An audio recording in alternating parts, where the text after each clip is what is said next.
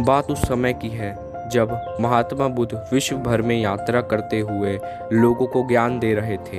एक बार महात्मा बुद्ध अपने कुछ शिष्यों के साथ एक गांव में यात्रा कर रहे थे। उन दिनों कोई वाहन नहीं हुआ करते थे, सो लोग पैदल ही मीलों की यात्रा करते थे। ऐसे ही गांव में घूमते हुए काफ़ी देर हो गई थी। बुद्ध जी को काफ़ी प्यास लगी थी। उन्होंने अपने एक शिष्य को गांव से पानी लाने की आज्ञा दी। जब वह शिष्य गांव के अंदर गया तो उसने देखा वहां एक नदी थी जहां बहुत सारे लोग कपड़े धो रहे थे, कुछ लोग नहा रहे थे।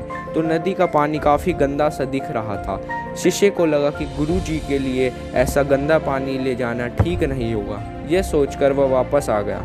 महात्मा बुद्ध को बहुत प्यास लगी थी, इसीलिए उन्होंने फिर एक से दूसरे शिष्य को पानी लाने भेजा। कुछ देर बाद वह शिष्य लौटा और पानी ले आया। महात्मा बुद्ध ने शिष्य से पूछा कि नदी का पानी तो गंदा था, फिर तुम साफ पानी कैसे ले आए?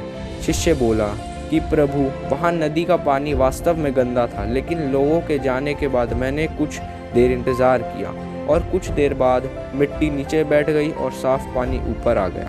बुद्ध यह सुनकर बहुत प्रसन्न हुए और बाकी शिष्यों को भी सीख दी कि हमारा ये जो जीवन है यह पानी की तरह है। जब तक हमारे कर्म अच्छे हैं तब तक सब कुछ शुद्ध है, लेकिन जीवन में कई बार दुख और समस्या भी आ जाते हैं, जिससे जीवन रूपी पानी गंदा लगने लगता है। कुछ लोग पहले वाले शिष्य की तरह बुराई को देखकर घबरा जाते हैं और मुसीबत देखकर वापस लौट जाते हैं। वह जीवन में कभी आगे नहीं बढ़ पाते। वहीं दूसरी ओर कुछ लोग जो धैर्यशील होते हैं वो वायकुल नहीं होते और कुछ समय बाद गंदगी रूपी समस्याएं और दुख खुद ही खत्म हो जाते हैं।